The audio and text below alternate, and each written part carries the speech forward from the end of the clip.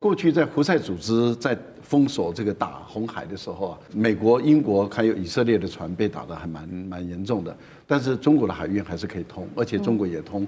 我们也看到了，大部分的船都后来都跟着中国的船在走啊。可是这一次中原海运已经宣布不走了，那就代表什么？风险升高了。我们也看到伊朗这次的做法跟以前不一样，以前是采用扣押，但是这次是直接把你打掉。美以战争开打之后，伊朗多线攻击，并且现在呢持续的透过国际上面的力量，要国际来对美国跟以色列施压来停战。那所以呢，现在看到这个伊朗一系列的攻击已经重创到全球非常多的产业面。等一下我们会一一来看到，影响的不只是能源，不只是晶片，还有铝，甚至是空运、全球空运等等，还有供应链在中东一条一条都被掐住了。好，赶快来看到具体有哪一些的影响。首先就是荷姆兹海峡了，伊朗的革命卫队声称控制荷姆兹海峡，还示警会布水雷达到6000枚，任何船只只要经过，都可能遭到飞弹、无人机攻击。那听到这个消息，现在川普担心了。他说，美国的海军有必要的话，会尽快的为行经荷姆兹海峡的油轮提供安全护航，而且他说呢，这个护航价格啊可以谈的，但绝对会让你满意。好，赶快来看到欧盟现在可紧张了，因为油价持续的暴涨，幅度最高达到70%，他们现在竟然是希望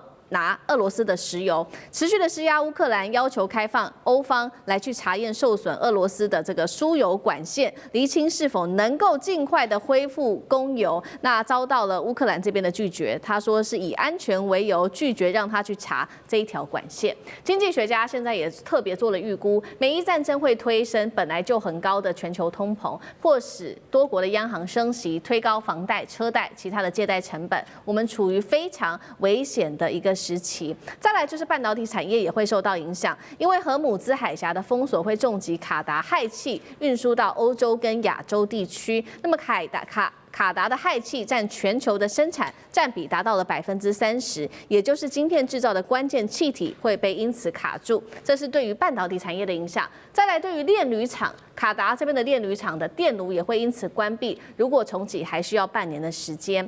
那大家可能感受很深的，还有就是在空运了。现在有多国的国际机场都已经关闭了，在中东地区多个国际机场都已经关闭了，数万人还有他们的货物都因此滞留。天然气价格则是持续的暴涨了，暴涨幅度高达34%。卡达液化天然气的出口也暂停，时间什么时候恢复，到现在仍然是不确定的。伊朗真的敢封锁荷姆兹海峡吗？全球20%的石油命脉都在这里，水雷他敢布吗？那么飞弹他真的也敢在这边做吗？引爆全球的能源战争，接下来会真的发生吗？赖老师怎么看？我觉得伊朗已经有动作了啊！我们现在看到您所列举的啊，像日本有44艘船被困在里面出不来，啊，大陆也有20几艘船也是被困在里面啊。那不用讲说欧美他们的航运公司的船有上百艘都被困在那边出不来。现在能够通过这个荷尔木兹海峡的船真的很少，而且最主要是《金融时报》有发布一个消息，这个消息是根据有这个可靠人士所公布的，就是说啊，国际的航运的保险公司已经完全中断啊，所有的停止啊保险了，而且他们目前来讲要重新讨论这个保险的价格，也至少要往上攀升50%。这代表什么？代表风险市场越来越高了。我们一般来讲是这样看啊，我比大家看的还是中原海运啊。为什么中原海运呢？因为过去在胡塞组织在封锁这个打红海的时候啊，美国、英国还有以色列的船被打得还蛮严重的，但是中国的海运还是可以通，而且中国也通。我们也看到了，大部分的船都后来都跟着中国的船在走啊。可是这一次中原海运已经宣布不走了。那就代表什么？风险升高了。我们也看到伊朗这次的做法跟以前不一样，以前是采用扣押啊，但是这次是直接把你打掉。那已经有公布了好几艘油轮被打掉啊，那个名称都有，所以那是等于是有事实可查了。也就是美国的一艘油轮被击中，起火燃烧，还有几艘的油轮啊也被打到，然后但是后来也被扑灭。目前来看的话，我觉得到最坏的一个状况，伊朗才有可能采用封锁，也就是布水雷。布水雷这茲事体大，因为它影响的已经不只是伊朗的问题，影响整个中东国家，也影响到中国大陆了。那大陆已经摆明他的态度就是这个做到这么绝，还是要考虑再三啊。我个人觉得到目前为止布水雷不容易收困难啊。对这个没有那么简单。但是以目前来讲，针对于美国跟以色列的邮轮来打，这个已经出现了。好，李将军呢？我觉得川普非常有意思哦。以前有一部电影叫《保镖》哦，这个你觉得川普现在是不是把美国海军当镖局，这个护航，然后收钱？保镖不就这样吗？对不对？这个运送这货物在古时候这个道路上面运输的时候，为了怕土匪抢所以要请镖局的人来这个保护这个货物。那现在川普要收钱嘛？川普是不是就现在就是把美国海军当保镖这个护航，然后收钱？但是我觉得这个作为有没有效果？我觉得没有效果。你这反而中了伊朗的这种道为什么？当你海军把你的舰艇弄到荷姆兹海峡，荷姆兹海峡你要护航只有30公里的距离，那用炮都打得到它不要用导弹，也不需要用什么无人机，它用火炮就可以打到你这个美国的军舰。那你是不是把美国军舰置之于死地？所以从荷姆兹海峡这次被封锁，我们看出来，美国对于这次开战并没有做好完全的准备，因为所有人，包括我们都知道，荷姆兹海峡，伊朗一直威胁着是要封锁。虽然说在两伊战争期间，他为了怕说杀敌1000自损800，在两伊战争期间，他都没有封锁荷姆兹海峡。但是这一次他面临他这个生死存亡的关头，他已经抱定了一种鱼死网破，就算是我自损8000，我也要杀敌你10000所以他这次就封锁荷姆兹海峡。难道你美国在开战之前，你没有预判到这种情形吗？如果说你有这种预判的话，你是不是应该事先就采取防护的一些预备措施？譬如说是你要将你的滨海战斗舰派到这个地方来建立一个防御体系，防止它无人机的攻击，或者是先占领这个地方的海域，让它没有办法在这个地方部署水雷。那现在这个地方的水域很明显的这个我们讲说制海权，这一段的制海权已经很明显的掌握在伊朗的手上。那你这时候再说要去护航，要去收钱，反而让大家看成是一个笑话。当然，我个人认为说是伊朗封锁荷姆兹海峡，可能后续这个时间有多长，其实有待观察了。它是不是达到它目的之后，引起全世界的注意，然后甚至于引起海湾国家这个对美国产生排拒，甚至于全世界其他国家会对于这个美国发动这场战争采取一种这个反对的声音之后，它达到这个目的，是不是就可以自己？也为了他自己原油能够运出去，他就会解除。我觉得这才是之后解决的方式。好，所以现在伊朗荷姆兹海峡的封锁会影响到能源是否告捷。那欧盟很紧张，还说希望拿俄罗斯的石油，委员又怎么看？如果封锁荷姆兹海峡，全世界只有2个国家获得庞大的利益，一个叫美国，一个叫俄罗斯，其他输得很惨。所以美国欢迎他封锁，为什么？本来他打伊朗就有人觉得不太妥当，一封锁的话，哇，这下肥了。你海湾国家要拜托美国去修理伊朗，你那个欧洲国家还敢跟美国站在对立面吗？不会了，包括中国都会，拜托，干嘛不要打？要不然你伊朗收手。其他国家包括日本、韩国、台湾都受害。那美国就是全世界最大的石油出口国啊，他担什么心啊？对不对？你们刚好要求他，刚好颠倒。那俄罗斯呢？本来你不是不能卖吗？我石油不能卖，天然气吗？变成每个人求了他卖了，因为全世界2大就他嘛，还有加拿大这一下子也可以卖一点啊，对吧？所以这整体来讲是美国会最大的获利者。我不知道伊朗的人应该也知道这个效果。那你本来这海湾国家好像说我把你当人质啊，美国来救你就会跟我妥协，才不会的啦。美国最好看看你们这每个人都受灾，然后要帮忙嘛，我何必我这个保护费可贵了啦，我这保护费可贵了啦，对，要把伊朗打趴有没有难？不难呐，真的不难，把伊朗整个打趴不难，伊朗政权换来换去也没什么了不起的事，只是这一次还没有要把它没有那么大力，你知道轰炸贝尔格勒轰炸70几天，现在才轰炸不到4天呐，对啊，所以我是觉得美国人很炸。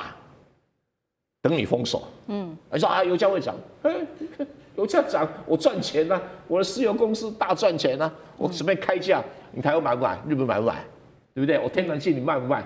所以这个就是这种连环计，一环扣一环我是觉得受伤的是中国、日本、台湾、韩国、欧洲，得利的就是美国跟俄罗斯啊，不然你看看还有谁有石油，就他们2个有啊。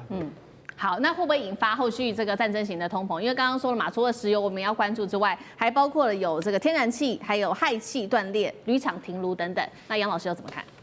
我觉得接下来3种情况会有3种不同的影响，对于全球的能源到政治经济。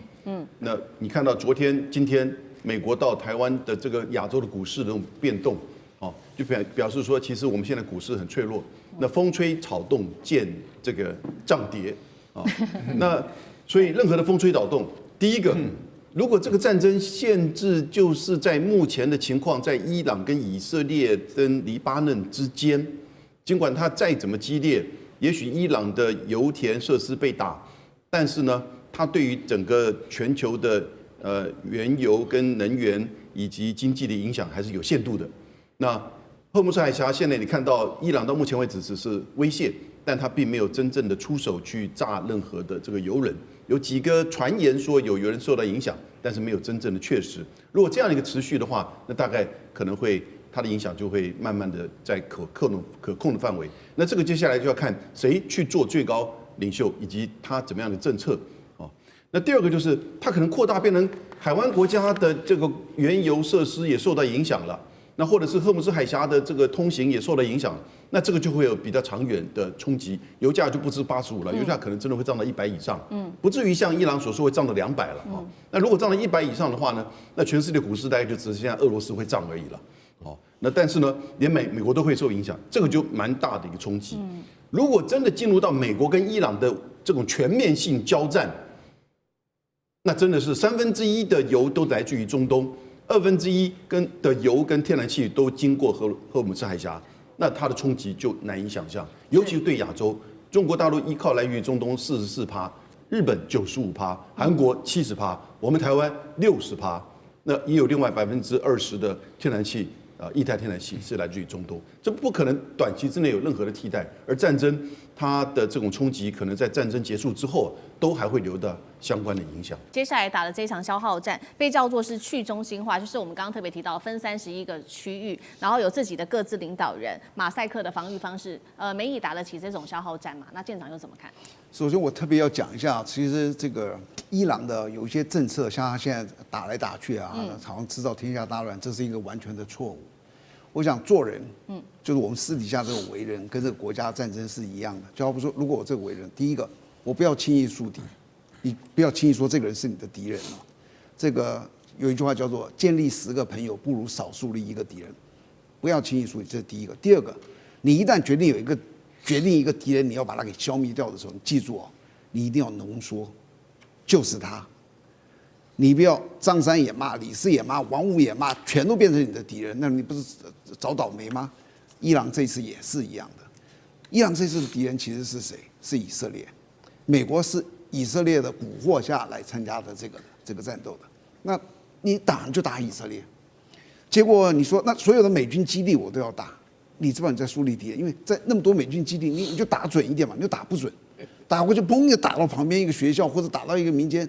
这些国家都在想，你凭什么打我？但是我这样在说，在起码还打的都是中东。我们在这里看的就是看戏嘛，都是中东在那打。今天又死了多少人？如果你去封锁荷姆斯海峡，你想用经济来逼他们，美国、以色列逼不动的。那结果台湾很火大，你知不知道？我们这么多都仰赖这个进口石油的，我们能源影响多大？日本火大了，结果你做了一些就是。对你的敌人伤害不大，美国、以色列伤害不大，但是你把全世界都伤害了，然后全世界这时候都会认为说，你这个人实在是太可恶了，我们一定要一起来想办法把你团灭掉。这是一个在自己找苦吃，你知道？所以他的正确的做法应该就是集中目标，因为就是以色列，就是打以色列。如果你只打以色列，旁边所有的这些过去跟以色列有仇的伊斯兰国家武装组织，他们通通会觉得说，我们要支持伊朗，因为伊朗。这次你看被人家打成这个样，我们是不是要帮帮他？结果你把全天下都惹了一遍了，你不是自己找倒霉吗？这是一个，因为人人其实都在思考自己的利益，你知道吧？像我们在远东这些地方国家的人，对，我们也觉得有些东西不能做，有些东西可以做，但你基本上我们还是有一个想法，就是那是他们的事。但是如果你这个利益，像好比说，害我们今天股市跌这么多，今天很多股市人可能就很火大伊朗，就是因为你封锁荷鲁斯海峡，所以这个东西大家觉得心崩了，他会对他产生一个抱怨。原来支持同情伊朗的，反而现在变成说，这实在是太可恶了。这个东西是伊朗这些一定要做的，就是我也奉劝所有的人就是一样。第一个，不要轻易树敌。当你决心要跟一个人拼的时候，记好，就是那个，你不要扩散，这是一件非常重要，浓缩你的打击面。好，那干哥又怎么看呢？我们也持续的来关心伊朗的最新的打法。其实你说，这次美国击毙了40多个，现在正确的数字其实可能会比我们想象中还要更高。因为我们知道美国的 F-22战机护卫着那个 F-35啊，携带的是 AGM-158，那是长程遥攻武器，听说发射了20多枚，还没有加上精准弹药。所以说，究竟死了多少人？我觉得今天会把穆吉塔巴给提升上来哈，这是一个很有趣的现象。为什么？因为你最高伊斯兰的革命委员会是不会让这个儿子继承的，那现在让儿子继承了，代表什么？代表没人。没人呢？为什么没人呢？总统还在啊，总统裴德斯基安还在啊。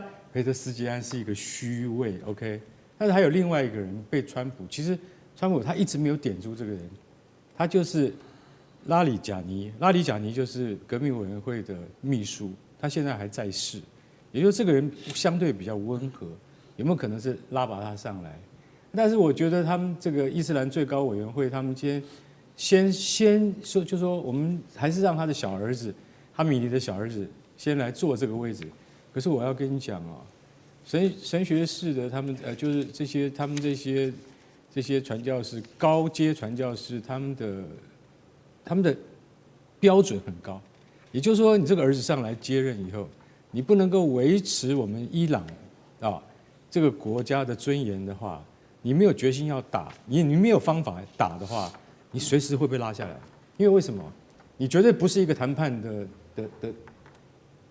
对象。也就是说，对美国来讲的话，你是哈米尼的儿子，绝对不会跟你谈的。所以说，他就没有什么伸缩的余地。他不是要战就是一定要和，要和不可能就一定战。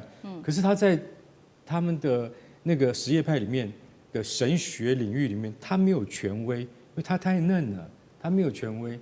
那他只有我今天接掌国家机器之后，我就要开始展现我们伊朗的铁腕。但是现在还有一个叫马赛克防御系统，就是说从去年的6月的12日战争之后，他们会发现说，万一我哈米尼被打死了，你们会不会变成一盘散沙？好，我现在把权力下放给31个省，每个省的省长，你们都是高尚的神职人员，才能够当到省长，可以跟中央通报以后，马上就决定你们可以做什么。也就是说，在地方上的组织，以及你们能够提供中央什么样子的军事资源，你们马上就可以做。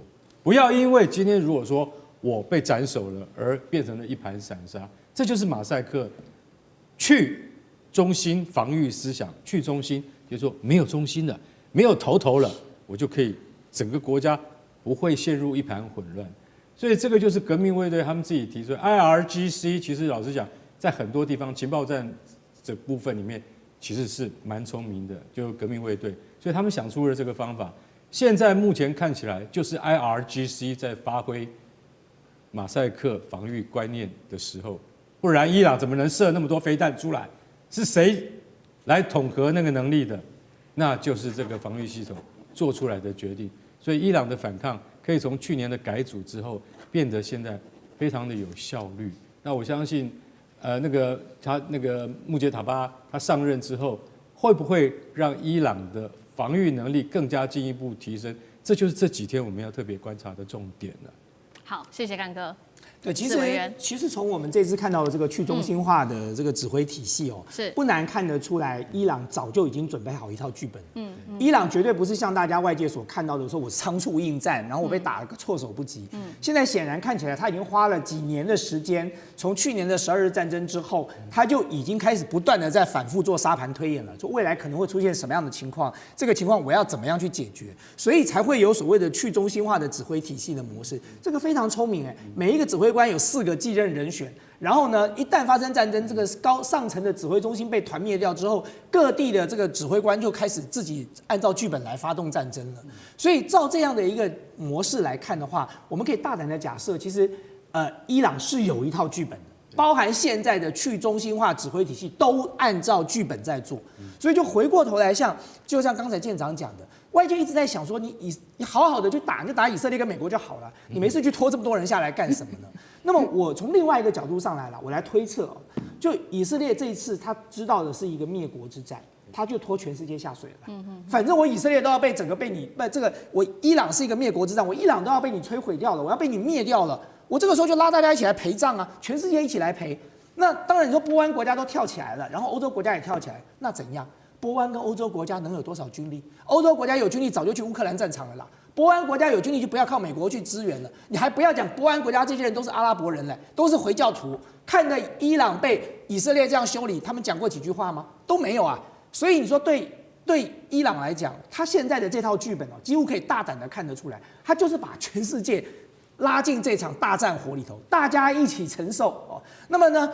与其我去打以色列跟打美国，然后我把你跟以色列跟美国打败，伊朗几乎根本不可能做到的。我最好的办法是什么？就像刚才舰长讲，全世界都受苦。好，可是呢，尤其像我们台湾，干我们什么事呢？当不干我们的事的时候，我们就会出来讲说，别打了吧，因为真的不干我们的事，大家不要再这样下去了，这样下去对我们来说有影响的。当全世界都受到影响的时候，那这个压力就在美国跟以色列身上了。所以其实我认为啦，就走到去中心化作战，舰长是专家应该知道，都走到这种各自指挥战争了，就已经代表说大家就是拼死、鱼死网破的时刻了。他根本就没有打算按照传统的这种逻辑来走了。哈米尼最高领导人刚死，我们要来看到这个战火现在全面升级了，会由他的次子世袭来接班吗？另外，现在伊朗寄出的最新公式叫做这个去中心化的马赛克防御，也就是说分散的在总共是31个战区之外。31个战区之内来开火，现在被解读是这个光脚的不怕穿鞋的。美国以色列接下来打得住这一场长期的消耗战吗？我们今天会一起来做关心。其实呢，在哈米尼最高领袖他身亡之后，不到数小时的时间而已，我们看到德黑兰是立刻宣布了要成立一个3人的临时领导委员会。好，这委员会其中的一个成员之一，他就这样出来做宣誓了。他说：“好，确实哈米尼已经逝世了，但是呢，接下来这场战争我们会持续的依照哈米尼当初的设计，优雅的进行下去。那现在看呢，要进行下去，总要有一个领导人吧？现在传出来最高的领袖就会是哈米尼的次子了，这位是穆杰塔巴。穆杰塔巴，观众朋友可能比较不熟悉，我们稍微来了解一下。长期呢，他奉行的是跟哈米尼一样的一个保守派的路线，是比较强硬的，而且呢，他跟伊斯兰革命卫队的关系非常的密切。过去他曾经打过2伊战争，现在更是伊朗的民兵组织巴斯基的重要的指挥官。那么接下来伊朗会实施怎么样的策略呢？其实就是针对美国跟以色列施压。那么怎么样施压呢？就是对全球持续的做这种经济上面的勒索跟施压，让美国跟以色列感到压力。但是有没有效？我们来看到伊朗最近做了哪一些动作？用无人机轰炸在中东卡达的天然气设施，还有沙国最大的炼油厂。荷姆兹海峡也被封锁停滞，油价现在一口气已经暴冲了70%这么大的一个幅度。另外，在多个地方的机场跟港口都遭到袭击，在阿联、在科威特、伊拉克等等，我们最近几天都有提到，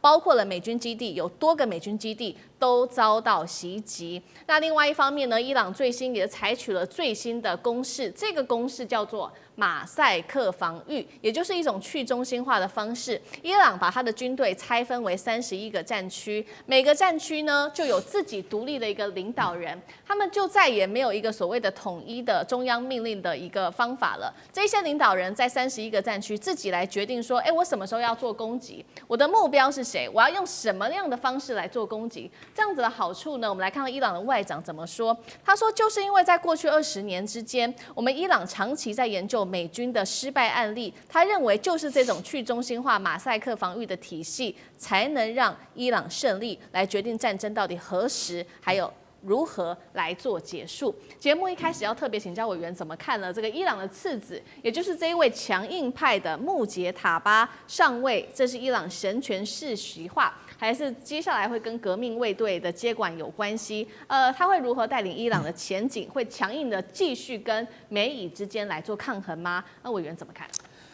美国跟以色列这一次的发动战争哦，他们原本最津津乐道的是他们在很短的时间之内就把伊朗的这个从哈米尼以下的40个可能接班的人一次把它歼灭掉了。他认为这是外科手术式的这个非常经典的一个操作模式。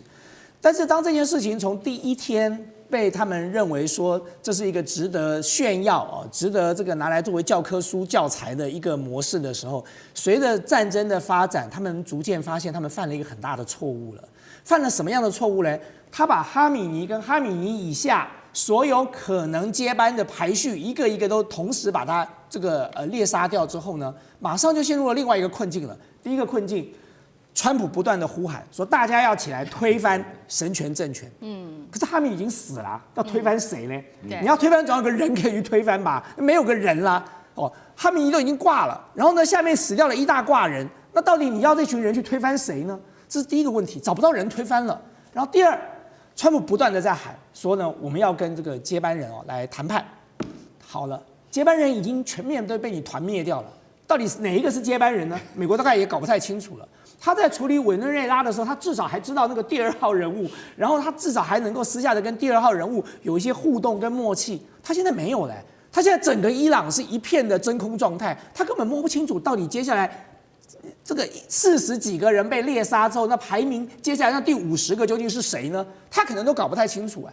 所以在这种情况之下，他也找不到人谈判呢。所以你就会看到川普不断的喊谈判，然后呢喊到最后他自己干脆回过头来讲说，现在谈判已经太晚了啊，我已经把你们都空军跟海军都消灭了，现在不要再来谈判。可事实上我在讲的是根本没有人要去找他谈判的，因为全部上面的人都被团灭掉了，谁能够有资格去谈判呢？好，这是他犯的第2个错。第3个问题是，他把哈米尼变成烈士啊。就你本来还可以讲哈米尼的什么政权有各式各样的贪腐问题现在不得了了，哈米尼连他的家人在那一场猎杀里头都牺牲掉了。你不是只杀哈米尼一个人，你杀了他的孙女，杀了他媳妇，杀了他周边一大家子人。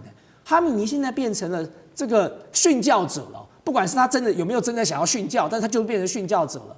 那这个对整个这个伊朗的这个民心来说，那就提升到另外一个阶段了。就像刚才舰长讲的，你现在把我们原本也许大家还有人在批评他的人，你现在把他猎杀掉了，而且用这么残忍的方式猎杀，那你现在举伊朗全国，现在谁还敢站出来骂哈米尼呢？谁还敢站出来说我要去推翻他？那个人已经为了伊朗全家都已经被美国团灭掉了。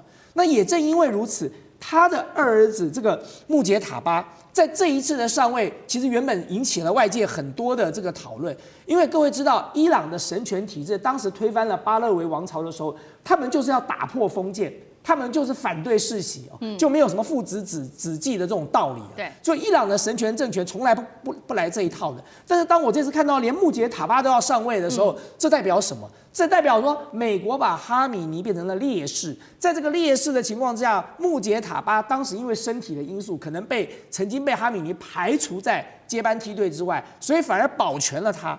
那现在变成革命卫队跟他结合在一起了，居然能够这个推翻掉过去在这个神权体制里头说不世袭这样的一个默契扶植这个穆杰塔巴上位，这就代表说他已经具备了一定的这个神权体制的这个正当性了，因为他整家人通通都被团灭掉了，他就是一个牺牲者，最后幸存下来的人。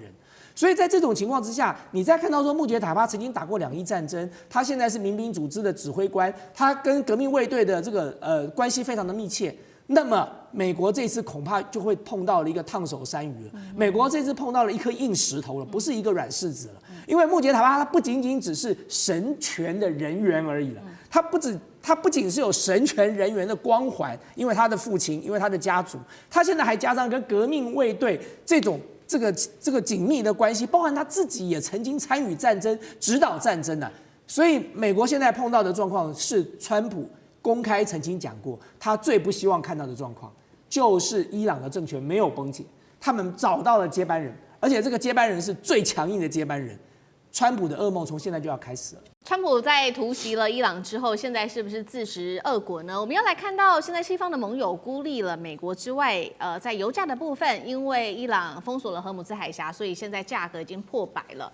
美股的部分则是大跳水，习川会现在川普最在意即将要登场的3月份习川会是否也会被因此取消呢？今天会一起来做关心。好，本来川普觉得说这一场战争应该就是以一种闪电的方式可以立刻的结束，但是没有想到是立刻翻盘了。我们刚刚也谈了非常多有关于战情的部分。那么川普呢，他也希望说西方的盟友们是不是在这个时候能来帮助美国？没有想到我们看到西班牙跟英国是立刻表态了，不会来帮助美国。好，我们来看到是西班牙的首相，包括了桑切斯，他说拒绝美国使用西班牙的军事基地。英国呢，美国最坚定的盟友，英国也说这次军事行动我们选择不会参与，包括你也不可以使用在这边的英国在这边的美军基地。川普就怒批施凯尔，你不是丘吉尔，讲这些话也都没有用。另外，川普也说了，除了英国之外，西班牙我会跟你切断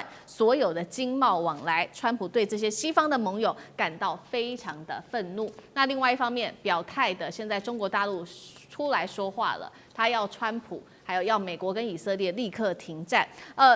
这个北京强烈的表态说，美以的行动这个是错误的。原本规划的川习会，现在北京有没有可能取消或者是延后？这对于华府来说，恐怕是非常担心的事情了。所以接下来我们要特别请教委员又怎么看了？现在川普眼前的问题，除了西方的盟友不帮忙之外，还有他最在意的川习会是否生变了，如何影响到国际局势？川普是不是误判了这最后可能会造成的结果？委员怎么看？是美国的盟友这一次都选择跟美国保持距离的原因，是因为美国发动这场战争，并不具备正当性哦。那你先不要讲说川普已经不承认的国际法了，但是大家第一个反应就是你有没有通过联合国安理会的决议？你在没有联合国安理会的这个同意之下，你就贸然的发动战争，你完全是视国际法于无物了哦。那么更不要讲说，明明眼看着他们谈判应该要有一些成果了，就是在美国跟以色列发动战争之前，这个他们才刚刚讲好说，马上数天后就要展开第3轮的谈判，而且谈判的气氛看起来都还不错，就忽然之间，以色列跟美国就发动了战争，就大白天就开始突袭，这个发动空袭了。所以这当然完全不具有正当性啊！他就觉得说这是另外一个珍珠港事件翻版，明明不是在谈判吗？就接下来马上都约好时间了要去谈了。那你把库纳许，你把美国这些谈判代表就当作是玩偶就对了，就摆在那里骗一骗人家，然后你背后一手拥抱一手插刀。那这样的做法对美国的盟友来说，他们当然就不可能陷入这场这个有道德争议的战争里头了哦。那么很显然的，就像刚才大家在讨论的，我认为美国这一次很严重的被以色列误导了。那说误导可能好听一点啊，说被以色列操控可能比较实际一点哦。就是这你不得不佩服这个以色列的影响力，就是美国也好，或者是像川普也好，几乎就是把以色列奉为大哥了。就是这个以色列讲的话，以色列要做的事，川普完全使命必达的。那么，所以在这种情况之下，川普把美国陷入了这样的一个境地里。我们刚才不断的在讨论说，为什么现在全球要变成一个这个全球大乱，甚至搞不好还会爆发更大的这个区域战争？其实最主要的原因就是对伊朗来讲，你要灭掉我了，我已经是生死存亡了，我绝对不介意拖全世界下水。这是一个常态的心理啊！就如果我们今天任何一个人面临到这种状况的时候，你一定想说，那大家一起陪葬就好了。那更重要的一点是，大家现在看到的这个所造成全球的冲击只是刚开始哦。如果这场战争持续下去，就像刚才我不断强调说，舰长说过，如果你在波斯湾布了水雷了，那你整个荷姆兹海峡的这个相关的这个油这个液态天然气通通都不要出来了。你全球马上就受到冲击了。大家说啊，冲击没什么关系，重点不是这个，重点是全球的股市开始崩盘。那大家接着说，那美国的股市看起来挺住啦，也没挺住，因为全世界的金融体系是联动的。当这个一个地区开始进行全面崩盘的时候，它就马上会像这个骨牌效应一样开始全面倒了。你只是看美国的股市是骨牌的第几张骨牌而已。那么造成了这么大的一个这个全球的冲击，其实伊朗的战略很清楚嘛，就是唯有如此，我让你们都痛，不是只有我伊朗痛，那么大家就会想办法来解决这场战争。我觉得像习川会哦，有没有可能再继续如期举行？这都是一个很大的问号哦。因为在此时此刻，川普所发动的这场不具正当性的战争里头，如果习近平在这个时刻贸然跟川普见面了，习近平很难去对外解释说，伊朗虽然不是像这个俄罗斯这么亲近，但是好歹也是他宣称的战略伙伴关系哦。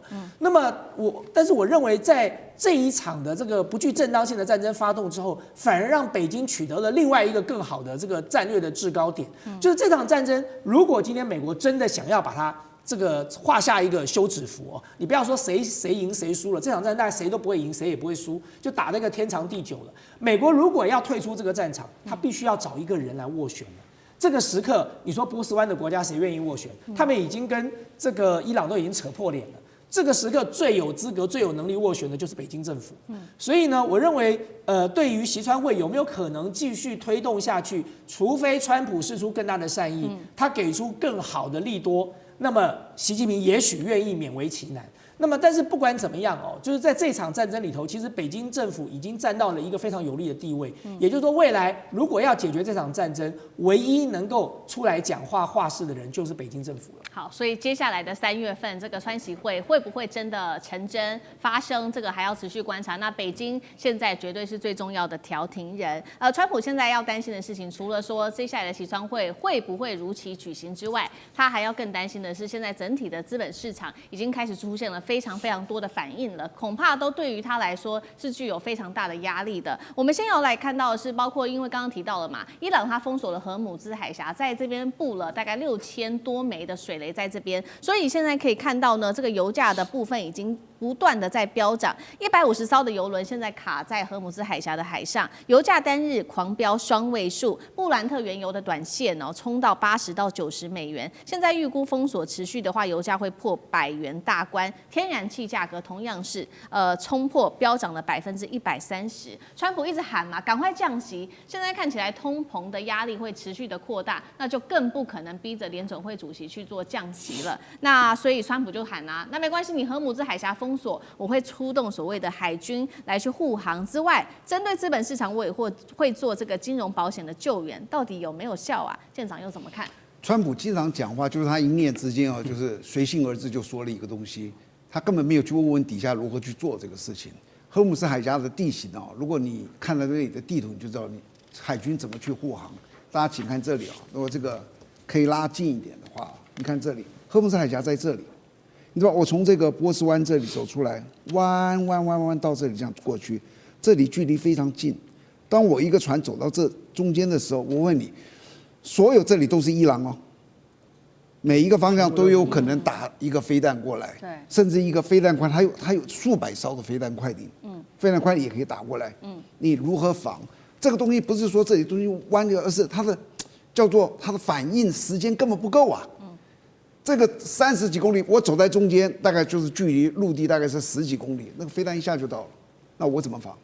我去保卫别人，我一个军舰走在里面，我只有一个想法，我如何自保，我如何活着出来。那如果一艘军舰在这里，那军舰都上百亿的，一个叫做油轮也不过才几十亿而已啊。那你认为，如果我今天要去打这个护航的油轮，跟那个护航的军舰的时候，这油轮的时候，你要打谁？我先选择军舰，那是高价的，我怎么会打油轮？这是一个。那土耳其，对不起，伊朗有高音速的空传飞弹，它的飞弹的性能我查了一下，比我们的雄三还要好，就是更快一点。打得更远一点，他用这个打，我现在跟你讲，他在这里面这么短的时间，几乎很难防，你知道？理论上可以，实际上都非常难。所以他会不会用这个去打他呢？我告诉你，别以为他会打，所有的角色都要去想。如果我今天他不说他在外面有一个航母，对不对？我派了5个这个飞弹快艇去打5枚我刚刚说的那个超音速飞弹，然后把它航母打沉或打很重，然后呢，然后这个国家就基本上就完蛋了，美国就要你的命了，所以他会去做一个考量。任何作战不是说你这样完毕就结束的，没有结束啊，还有后续。然后刚刚委员说几次啊，就这一次所有的封锁都是靠飞弹封锁。如果他说停，立刻停。有一个指标，大家去看啊，只要看到这个指标出来，就知道完蛋了。他如果在这里布300颗水雷，就完了。为什么？整个就堵住了。2012年曾经在这里做了一个30个国家的排雷的演习，放了29颗雷，进行了12天，找到的雷不到1半，非常非常的困难。那还29颗，你只要摆300颗雷，就真的符合委员说的，他要跟世界同归于尽了。我觉得那个是一个很重大的一个指标。好，一方面是荷姆斯海峡对于全球的影响哦，非常的重大，而且包括整体的油价都会受到影响。另一方面，美国的股市，川普上任1年多来一直在吹的就是股市涨非常多嘛，这是他的重要 KPI。那现在我们可以看到道琼盘中暴跌了1200点，全球股市一起全面下挫。干哥怎么看这个后续的灾难性影响？对啊，你川普好不容易弄出一个政绩来了，结果一打2天完蛋了，道琼下跌1200点。我告诉你，那个1200点对美股而言是很大的灾难，对不对？然后呢，后来川普马上及时跳出来说：“不要怕，原油我会派军舰去保护的。”然后这个傻乎乎的美国人就相信了，就反弹了。后来只跌了400点而已。我可以跟你讲，再过2天一定又会再跌到那个数字啊，因为它不仅仅是道琼，它连纳斯达克啊。摩根士丹利，它都那个摩根指数都跌，只是深浅程度不同。我们就来这样讲，我先讲一个重点，就是说，不要说6000颗水雷啦，刚才舰长讲的是29枚找不到1万，我告诉你，只找到14枚而已。美伊战争爆发，川普跟他周边的人士现在是在大赚战争财吗？我们今天会来关心到一位神秘人士，他猜中了美伊会开战。1夜之间赚进1000万元新台币。另外呢，马克宏现在看到美国不可靠了吗？最新他宣布要扩充他的核武。今天就这些议题，我们会一起来做关心。好，赶快来看到的是在开战前，突然间 X 平台上面有了一个赌局哦，引发了许多的质疑声，说这个消息是不是提前的泄露了？有人有了内线消息，知道美国要对伊朗展开攻击吗？因为呢，我们来看到了这个消息传出来，这个赌局开出来之后，我们看到民主党议员怎么说？他说这一位神秘的人士啊，他赌注美国会对伊朗开战，结果确实就一天大赚了51万美元。换算新台币1600多万元，他说啊，这是川普身边的人在大发战争财啊。美国的参议员也这么说，认为这个行为实在是合法，但是非常的荒谬，称他说要提一个法案来封锁此类的交易，内线交易。再来看到亚利桑那州的这位参议员，他说这是明目张胆的内线交易，并且痛批说你怎么可以利用阵亡将士来中饱私囊，简直是丧尽天良。这到底怎么回事？有人在偷偷赚这个所谓的战争财吗？会是川普的朋友吗？干哥怎么看？美国什么事情都能够发生，连这种赚死人财的事情都能够发生。好，我先大概简单介绍一下，这个叫做未来事件预测平台，叫做 Parley Market。这个 market 呢，就是接受会员来下注，但是那个下注金可不是5块美金、10块美金的，一下注要下2万美金的。而且我跟你讲，这个就是专门告诉你说，我们有内线交易。当开始开赌盘的时候，你知道他们讲的什么话吗？当那个炸弹开始落下那一刻，你们就可以下注了。什么时候？2月28号前。为什么他们这个平台会知道？他们的投注的曲线跟事实的发展的升高升温的战争曲线是吻合的。请问你怎么会有内线交易的资讯才会知道？这个除非白宫的幕僚长，或者是能够知道美军前沿部署的军方高阶人士才会知道，对不对？对。我今天跟各位讲一下，就像你要采取某种秘密军事行动的时候，所有的战斗群里面的这个战舰的舰长知道而已，只有舰长会知道，航空母舰的舰长会知道，其他人通通不知道目标是什么。然后派出去的飞机到最后一刻才会告诉你。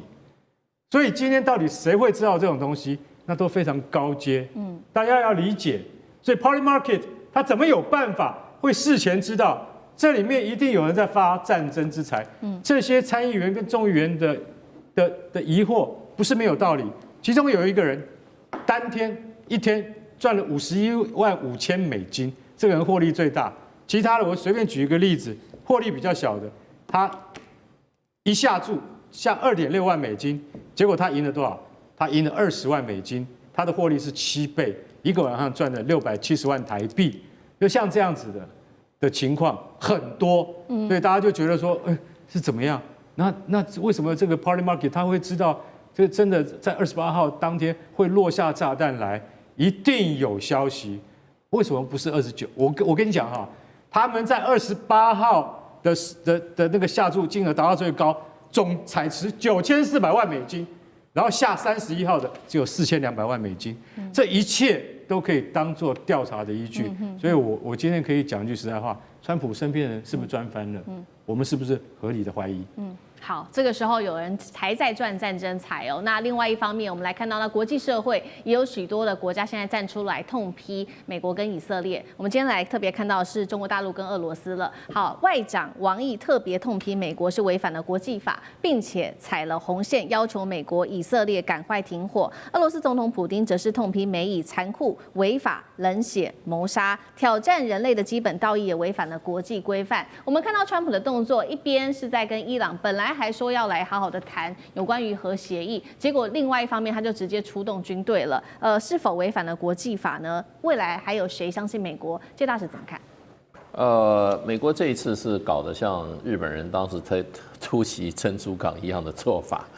日本的军阀当时突袭珍珠港的时候，日本跟美国的谈判代表，友好条约的谈判代表还正在华盛顿谈判呢。对，那发生以后，美国人还算客气，让他回去了啊。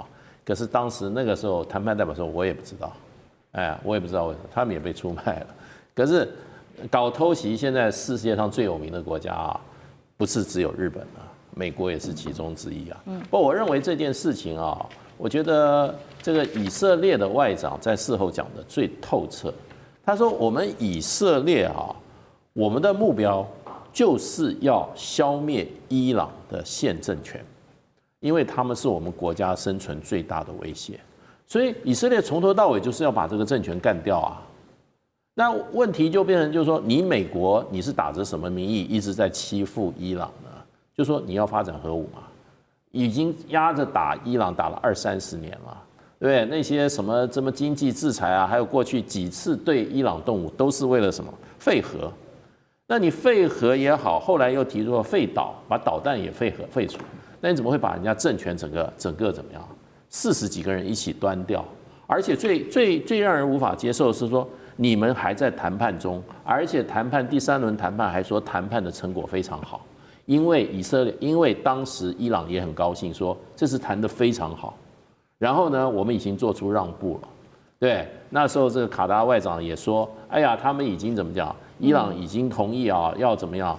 他永不发展核武，然后要把既有的这个核，就是说这个浓缩铀哈，还要交出来。讲的结果就打了。我认为其实美国一直是2手策略，甚至3个战略一直在进行，只是说正在谈的时候呢，没想到突然他们掌握了这个科梅内伊的行踪，情报。情报，这是天载难逢的，这就要看川普一个人决定啊。这个是怎么讲？没有武德的作风，不是大国应有的行径，对不对？偷袭人家去炸别人，那就会造成这个结果。那川普一定是他最后敲板的嘛，对不对？最后呢，那他才不管谈出了什么结果，就把真面目放出来，我就是消灭你这个政权。所以呢，我觉得这个伊朗现在呢，他基本上就变成伊朗为什么最后不谈判了？因为什么？我谈也是死啊，我不谈，搞不好还有活路呢。是，所以呢，伊朗现在只有抵抗一条路了，不可能再谈判了。好，所以我们现在看到，那谁看在眼里，就是法国总统马克宏看到美国这种不讲武德的一个方式之后，现在最新消息来自于法国总统马克宏，他这样说的：下令全面增加法国的核弹数量，等于是1990年代以来首度的扩充了他的核武，而且呢，未来不会公布核武的数据。马克宏怎么说？我们来看一下。马克宏说，法国的核主力新阶段，我们正在走上所谓的先进核主道路。他还说，想要自由就必须令人畏惧，想令人畏惧就必须拥有强大的实力。像这个怎么看？哇，马克宏这次提出有关于他这个核威慑，法国自己要走自己的核弹大国路线哦，还是让大家还是吓了一大跳。因为这不是他过去的个性了哈。虽然法国人确实都很一厢情愿，而且自以为是，活在自己的世界里头，这个概念也是，但是不太一样。那么，首先我们必须要来盘点一下，法国在整个欧洲国家里头，法国确实是拥有核弹数字最多的国家。那么他们有大概约莫300枚左右。那么，而且它的核弹的发射可以透过潜舰，可以透过军机。那么另外一个就英国啦。这些其实过去虽然都有做核弹能力，可是要知道1990年代呢，到现在已经将近30-40年都没有再进一步发展，比如说没有更厉害的导弹等等。整个欧洲来说，绝大多数都是透过美国方面的所谓的这个核共享。像德国不能有核弹，他们可能有能力但没做，都是用他们那边的美国自己本身的军事基地在那边布有核弹。像荷兰也都有，土耳其包括意大利都是。所以过去其实，在欧洲来讲，没有那么积极活跃的这个有关于核弹或核威慑力量，算是在马克宏他是第一次提出哦。他一提出，当时俄罗斯很多都是提出批评，但你不得不说，确实是在最近整个在全世界，包括欧洲国家中弥漫一股所谓实力主义至上这样的概念，因为都说现在旧秩序没有了。所谓的过去的旧秩序，在整个核能力这个部分、核威慑力来讲，基本上都依靠美国啦。那像法国跟英国这些自己的国家，也没有在很积极的在发展这方面武器的实力。所以，因为现在都在期待新秩序嘛，这个新秩序时候，就使得过去我们比较认为像法国这样比较温良恭俭让然后的国家，看起来现在就是改变。但我必须得说，我觉得这个思路里头是真的被川普影响，全球正在感染的这种实力至上或威权主义。但不得不说，这是你说要攻击别人，不是有核弹是要自我保护。